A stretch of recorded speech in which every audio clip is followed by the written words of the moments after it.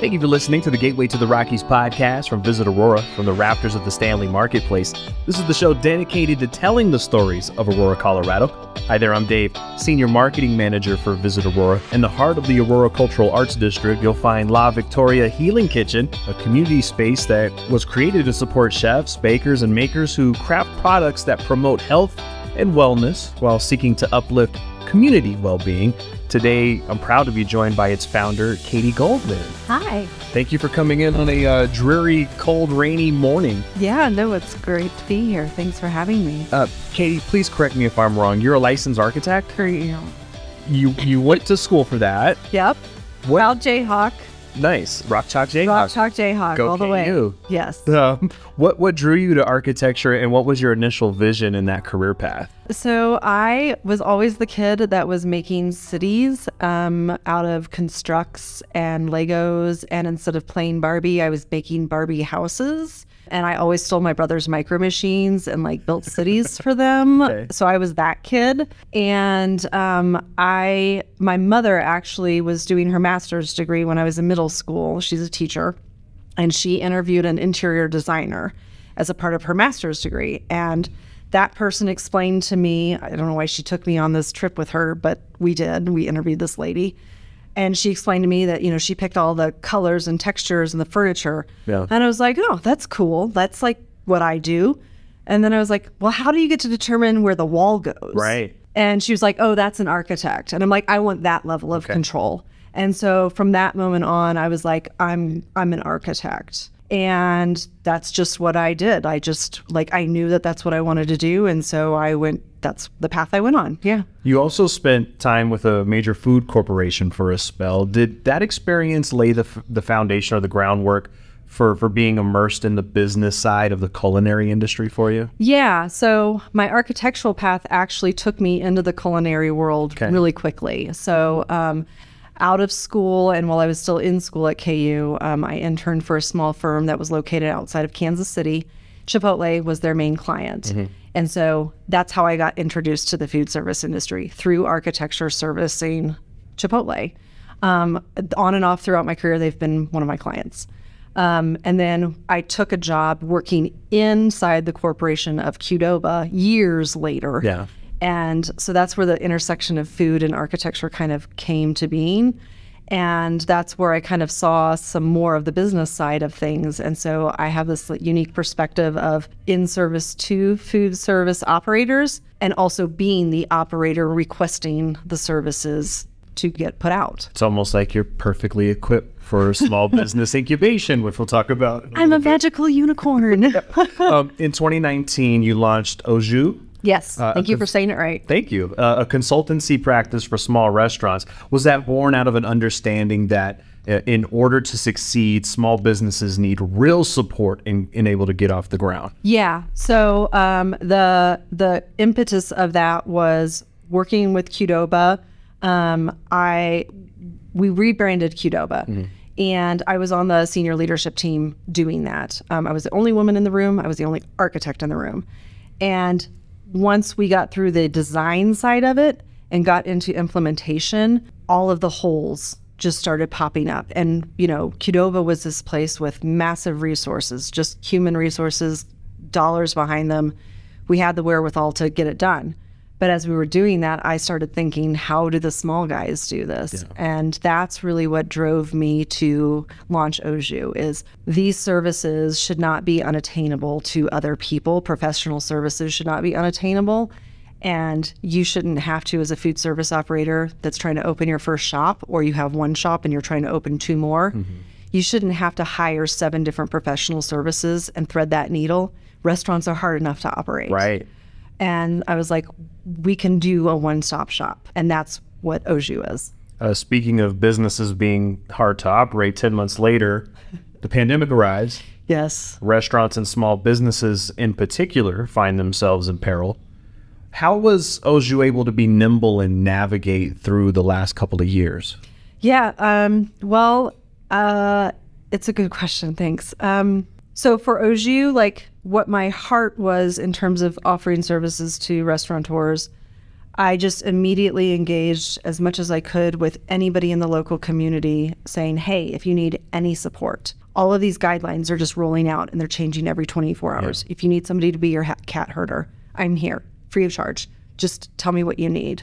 Some restaurateurs were like, what are you talking about? Like nobody does anything for free. Right. And then some restaurateurs who, you know, I've frequented, they kind of knew me. They were like, here, do this for me. And I'm still supporting some of those. Like the patio expansion program, for example, is still active and going. It's actually going through another evolution right now. I'm still supporting clients with that, and I haven't charged them once for it. I imagine that time was incredibly challenging, lots of difficulties, but also maybe fulfilling as well, because you were handing a life support raft to a lot of these businesses. How did you personally kind of compartmentalize the last couple of years, and how did you emerge from this experience? Well, Chipotle was also one of my clients during the pandemic. So Chipotle took the opportunity to redo some things internally. And so that was my lifeline. So a previous client for me turned into my lifeline, which afforded me the ability to help other people. And so that's really kind of how I navigated it.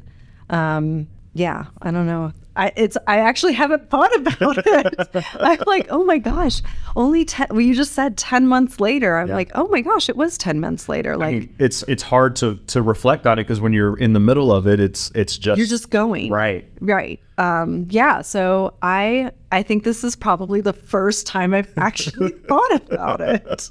Earlier, I called you the founder of La Victoria Healing Kitchen, which feels like too clinical a word for who you really are. You manifested the vision of La Victoria during a meditation exercise. Yes. If you're open to sharing, can you describe that vision? Yeah. So as you mentioned, I was in a meditation, and my grandmothers, who are both passed on, Virginia and Odessa, they spoke to me during the meditation and told me that I needed to create a container and call it a healing kitchen. And I'm like a little emotional because it still like resonates with me. Yeah. I came out of that meditation. It was the most vivid gift I have ever been given during a meditation. And I came home and I looked my husband dead in the eye and I said, I have to open a healing kitchen. He looked back at me. I meant, you know, we've been together for like over 25 years. He was like, yeah, okay, what's that? Right. Yeah. But he was like, okay, I don't know what that is, but go do it. I've got your back. Nice. Whatever that is. And I wouldn't be here today if I didn't have him behind me, just trusting me and what I want to create. La Victoria wouldn't be here. I wouldn't be here where we're at in the stage. Like, he's my rock, and a Jayhawk too. Did you go into that meditation like setting an intention for a direction, or did it just kind of No, come to you? It totally manifested itself. I just wanted to root myself and ground myself in figuring out like, what is my path? It wasn't even a meditation like in that intentional space. It was, right. I just went into the meditation, grounding myself and trying to understand what my next step was. And this is what came to me. And didn't know what that meant. And after a couple of days, I realized that the idea was reawakening myself. It was part of my own healing journey. Yeah. All of these bits and pieces of me that I had kind of tucked away through my own architectural journey. I loved my architectural journey. I don't play architect the real way anymore. Yeah. But I tucked things away because I thought that those weren't the right things, because they didn't fit what I was told or framed in my own mind what an architect was supposed to be. Yeah. And so it was reawakening some of those parts and pieces and then figuring out how they all connect together and that they can all coexist, and I can be who I am front and center and not be apologetic for it. In that same vein, you know, La Victoria Healing Kitchen seems to represent the blending of your business acumen with your spiritual journey and general value system. Is that a fair characterization? 100%. Values lead everything, every decision that I make in this. In a Facebook post, you described La Victoria Healing Kitchen as more than an instructional space or a shared kitchen. At its heart, it's business incubation. Can you expound on that a little bit for me? Yeah, so I think like like you were mentioning earlier, I don't remember which term it was, but it was too kind of prescriptive or too formal. Yeah. So I think business incubation is kind of the too formal version of the description. Right. But the idea is how do I explain this the right way? I rally people around ideas so that action occurs. That's business incubation to me. Yeah. That's why Au Jus started, right? A small business owner has this idea and they need to move it forward. Let me wrap my head around that idea for you and help you move it forward. The healing kitchen, which is the instructional space, and the incubator kitchen, which is the shared kitchen space, those have that drive behind them too. What is your idea? How can I rally around you and help you move it forward? And that expands out to the community on top of it, but it starts with the business, right? Like that's kind of the dream. Like the majority of our economy, which I didn't really realize this until I started writing a business plan, but the majority of our economy is small business. Yeah. And like, that's the heart of it. So like, why is it so difficult? Stop making it difficult. Let's take down those barriers. And if I can make like one little blip of difference in that from what I've gone through and what I've learned and help other people in the community, then I've done something. And that's the business incubation piece. Is there one business that you've supported or you've helped grow that you're particularly proud of, that you helped guide that vision? Is there one that really stands out that you feel really connected to? There's a couple, and I'll say like some of them, like it's a circle, right? Like you make, it's not even a circle, it's a spiral, and healing works this way too. You're constantly going and moving, and it feels sometimes like if you're not recognizing it, you're just on the same circle. You found yourself here again. But really, you're in this cylinder and you're moving up and you're learning lessons and you're growing and expanding. And so some of them are on those different paths, but I worked with a small coffee company here in Denver who they're roasting and importing their own beans. And they had this great big vision to want to go and open a kiosk at Denver. And I helped them put their package together, and we created what their coffee brand looks like in reality, aside from the bag of beans that they had designed. Right. They didn't get the bid, but they grew in their understanding of what they wanted their business to be. And we still talk to each other. I think that's actually one of my favorite things. Out of all of my customers, I still talk to all of them. They become friends. For La Victoria, a woman introduced herself to me. She was over at the library, which is that Martin Luther King Library is right over by us. She just saw all of it, walked over, introduced herself while we were under construction. She owned a cleaning business, and it collapsed during COVID. She's an immigrant, and she has 2 young girls. I've hired her. She cleans the healing kitchen for me.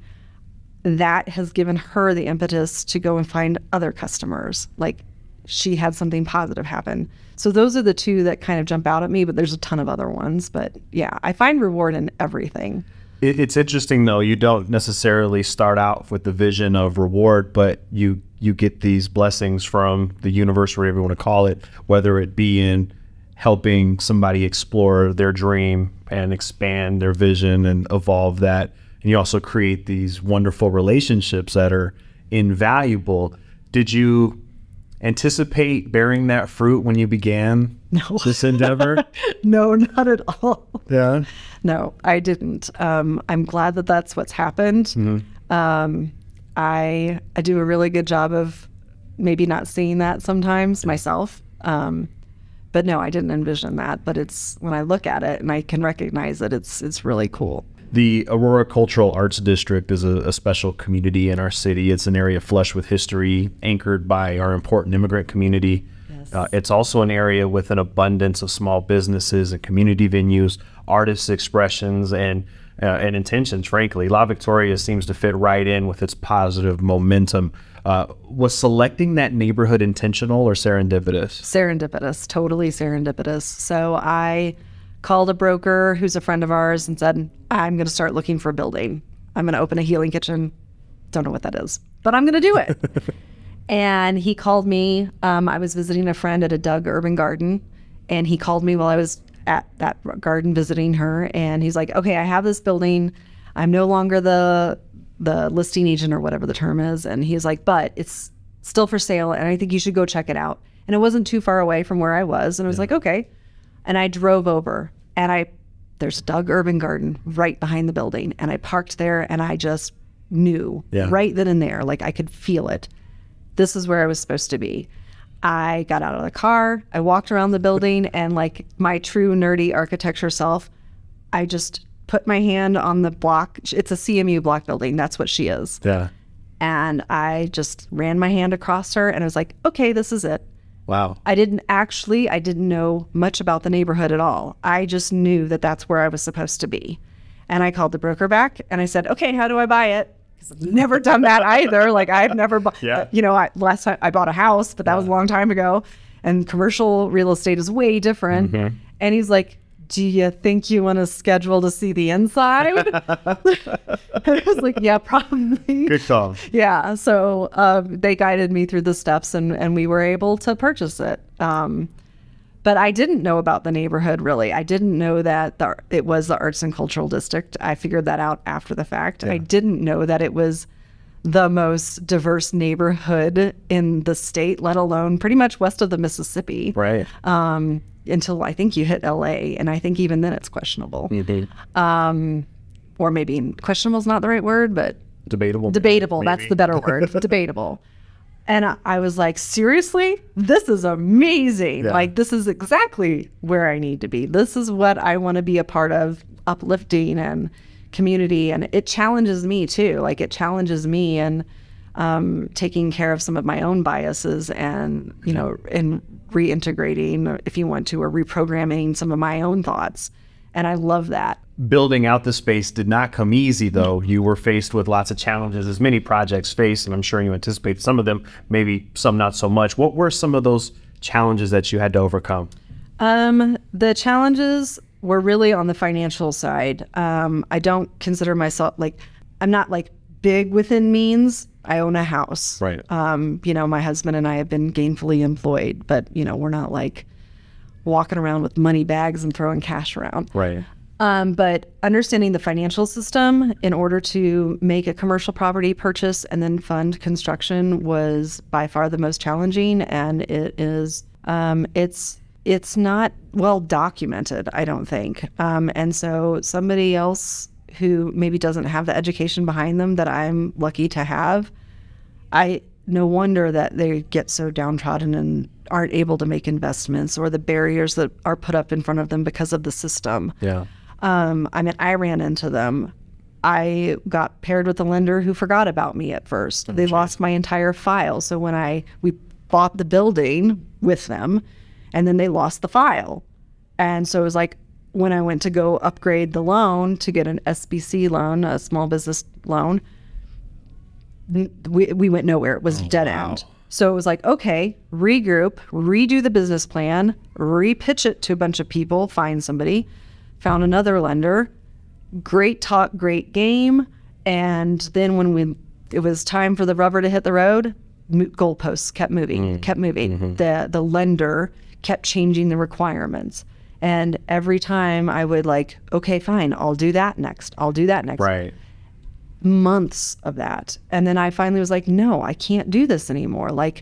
We were still in the middle of the pandemic. Costs were going crazy. I'm like, I can't keep waiting for this. So it was like, okay, third time's a charm. Let's find another lender. Let's find another path. It should not be that difficult. No, it shouldn't, especially when, as you said earlier, our economy relies on small businesses as its major engine. Exactly. So for me, that was the most challenging piece, was understanding when it was okay to pull the plug, understanding when you weren't aligned, when you were just getting the mouthpiece.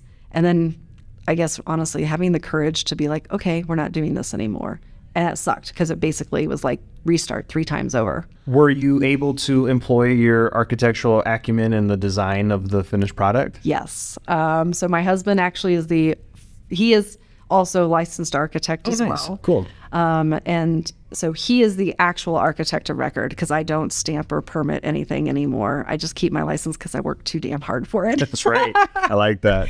But he did the actual permitting piece of it and the drawings and the documents, I just basically said, no, I don't like the way that looks, change it. Right. And so we would change it. Yeah, so that's how that worked out. What did you learn about yourself during the process of making La Victoria Healing Kitchen a reality? I think this is the first time that I actually let me be me in my design choices. Like I said before, I kind of put a lot of those things away or tucked them away because I didn't think that they were right. And so making the choices about the colors or the fixtures, those were things that I was like, nope, this is me. This is what La Victoria is supposed to look and feel like, and I'm just going to do it. Looking back, are you not, I don't want to say surprised, that's the wrong word. Are you proud of your resilience in following your vision and following it and not letting go when maybe it got difficult? Yeah, I'm still, there are still challenges every day. Yeah. Just because the building's open doesn't mean like now we're in a different phase, right? It's always a different phase. It's that spiral. Yeah. But yeah, I don't know why I have that in me. I think that's just part of, I guess, what people would say, that's your entrepreneurial spirit. There you go. But that's just part of my DNA. Like, you throw a problem at me, I'm going to find the challenge in it, and I'm going to figure out how to solve it. And I'm just going to keep moving, and I'm not going to give up. I'm relentless that way.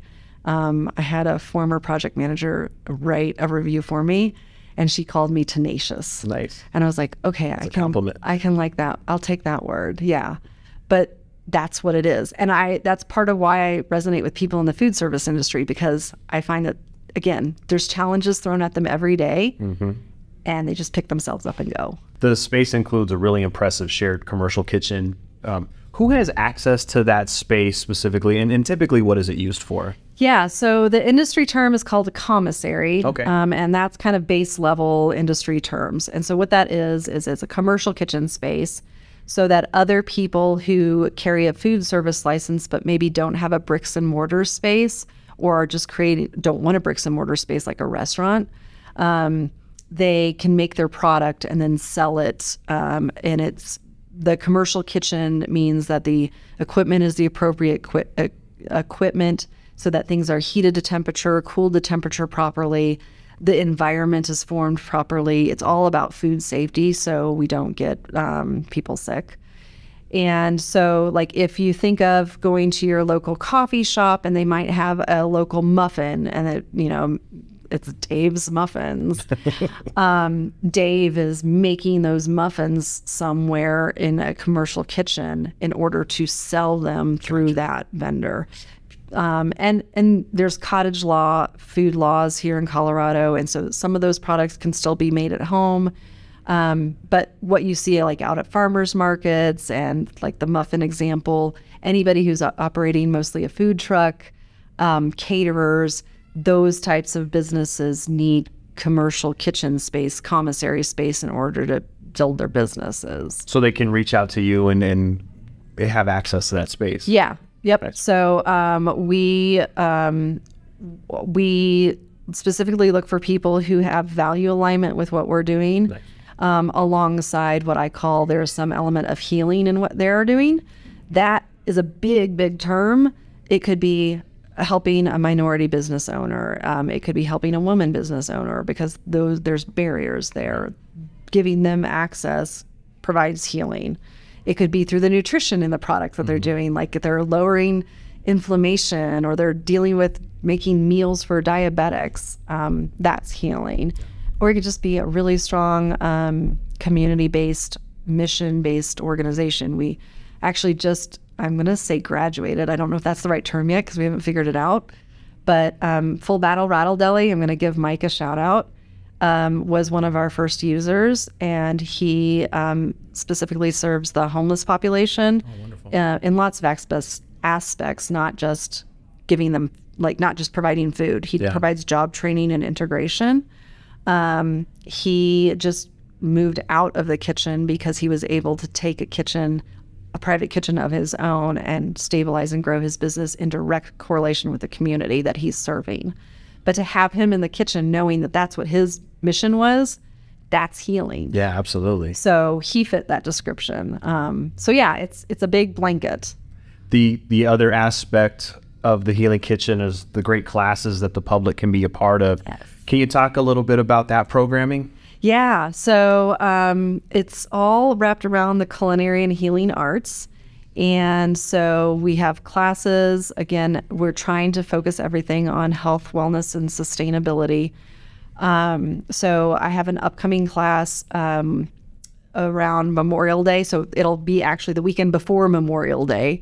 So you can come in and learn to cook some new recipes for Memorial Day that are heart healthy. So instead of just your normal burger patty, come and learn how to make a lean burger turkey. It mixes both turkey and lean beef. That's heart healthy. Yeah. And then some other recipes that kind of, again, push that agenda that you can incorporate into your meals with your friends and family. My father had a heart attack, and so I'm always looking at heart health. Yeah. But those types of things. And then we'll also be doing things with like healing, like we'll be doing a Sunday tea, like come in and learn a nice cleansing healing tea blend. We'll blend some tea. We're going to make some yummy bran muffins. And then I'm actually pushing myself into my own space of my intuition. And I'm like, okay, bring your mats. Oh. We're going to lay out on the floor while those bran muffins are cooking, and I'm going to lead a meditation. I haven't done that before. So cool. I'm kind of excited. Zooming out 30,000 feet, why is it important for people to be mindful of the businesses they support and the food they consume? Because I think it's a small impact that makes a big difference. I know it's easy, and I find myself even in this trap. It's easy to go to the big box stores. It's easy to go to those things and just, I'm real quickly going to go do this and grab it because of the convenience. But when you can find the local businesses and the small businesses to support that have value alignment, they're more than often not doing something to change the system, to make things better. And I think that's where the value comes in. And I know there's like these big conversations about corporate responsibility and this and that.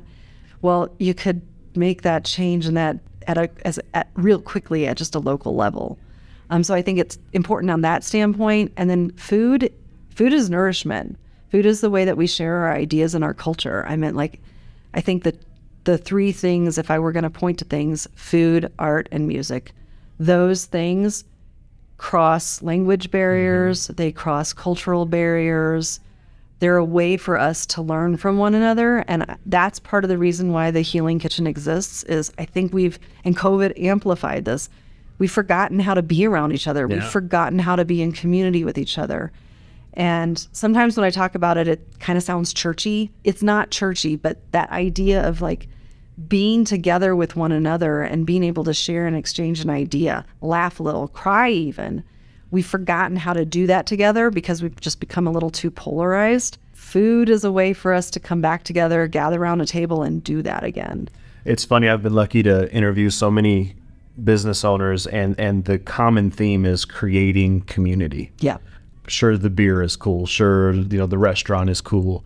But creating that community is kind of this higher level reward that comes out of these endeavors. And I think that can't be overstated, especially like you said, coming out of this pandemic. Yeah. It seems that people are becoming more mindful of where they spend their dollar and even food in general, the food they consume.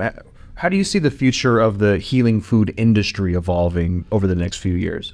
I think we're going to see a big expansion in it. I think that we are going to see a consolidation on a bigger level. We're going to see a lot more consolidation. So we're going to see like grocery stores kind of collapse into bigger buckets, if you will. So like right now, Kroger and Safeway are like talking about a merger. Mm-hmm. So like that creates a smaller system at the big level, if that makes sense. Yeah. So I think we're going to see a lot of that. But then what that's going to do is it's going to drive localization. It's going to drive the idea. The idea is already there. People are already talking about our food systems and how they're not really connected to seasonality. They're not connected to locality. And we're experiencing all of the defects of that system. And as the consolidation happens, it's going to only amplify that stuff. So we're going to turn into what's my local farmer doing? What's in season right now? How can I eat it? How can I get that into the community? That's the way that we're going to be able to nourish and make up all of the discrepancies that are there, the more that we focus. I don't know if that answered the question. Yeah, I think so. Yeah. It's about evolving understanding and consciousness about not only what you're putting in your body, but the system that supports that. Right. And I think like in some respects, it's coming back to the understanding of previous generations and the way that they used to eat. Yeah. And that's part of the reason why the kitchen's named the way it's named. Yeah. But like, if you think of the World War II era, Victory Gardens, the United States was in a food shortage supply. Yeah. And so Victory Gardens emerged. Communities came together and created gardens to feed themselves and their neighbors. And that's Victoria is victory in Spanish.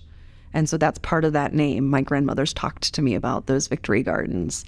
And so like that resurgence of, okay, we can grow things for each other. We can support each other. We cannot be afraid of our neighbors. Right. We don't have to agree with everybody on everything, but we can support each other. Just a couple more questions for you. And again, thank you so much for taking the time. What's been the most rewarding thing for you when it comes to La Victoria Healing Kitchen? What really makes you light up? I think seeing that it's happening. For the shared kitchen, I had my first onboarding, and I had 7 new concepts come in, and I was supposed to get up and talk and explain like my vision, even though I'd kind of already individually told them all. And I just like sat there and cried instead, because I was like, it is here. It's like happening. What I manifested or what I intended is manifesting. It's like sitting right here in front of me. And I like, you can see I'm like tearing up right now. Just like, I can't believe that I did that. Like, it is just incredibly rewarding and humbling. And the first class that I held, same thing. Like, I can't believe that these people are showing up in this space to have this experience with me, and it's happening. It floors me. Where does it go from here? How does La Victoria Healing Kitchen evolve? Come to the kitchen. It's just getting the word out. We're putting out the calendars, getting people in to take the classes. We're going to have some great collaborations coming up as well with Melissa Ivy, who is a doula, an indigenous doula. I probably just labeled that wrong, but I'll correct myself. And then Rebel Bread, we're going to be doing some collaborations with. Talking also in the area with people like Aaron Vega and James Grievous with Rebel Farms. Yeah. Yep. So that sort of collaboration, I'm really excited about that and getting to know some more of the neighbors. But just really like activating the space and becoming a part of the community. Well, Katie, I just have to say thank you for what you've brought to Aurora and what you've brought specifically to our community. This is a shining light and a very important endeavor, and it is not without notice, the positivity that you've brought to our community. Thank you. I'm really, really excited to be a part of it, and I'm excited to keep growing and making something positive happen here. She's the founder, she's the owner, she's the chief manifester of La Victoria Healing Kitchen, located at 1427 Elmira Street in Aurora. You can learn more at lavictoriahk.com. And make sure to follow on Facebook at La Victoria HK. Thank you for listening to the Gateway to the Rockies podcast. Visit Aurora is the official destination marketing organization for the city of Aurora, Colorado, and acts as the primary liaison between meeting planners and hotel partners. As Aurora's Convention and Visitors Bureau, Visit Aurora's mission is grounded in showcasing Aurora as a premier destination for meetings, business, and leisure travel. Visit Aurora represents more than 75 plus hotel properties with 13,500 plus guest rooms and more than 1 million square feet of meeting space, including Colorado's largest resort, Gaylord Rockies Resort and Convention Center. As Colorado's third largest city, Aurora is located minutes away from Denver International Airport and showcases mountain views, memorable meeting spaces, and 250 plus international eateries that offer a unique experience for each and every visitor. As the gateway to the Rockies, Visit Aurora's role in the local community goes beyond marketing the city as a destination. The Visit Aurora team is here to assist you with your Colorado visit, from facilitating your meeting, event, or convention convention to helping you discover local flavor and attractions. Go beyond the boardroom in Aurora, Colorado. For more, visit us at visitaurora.com.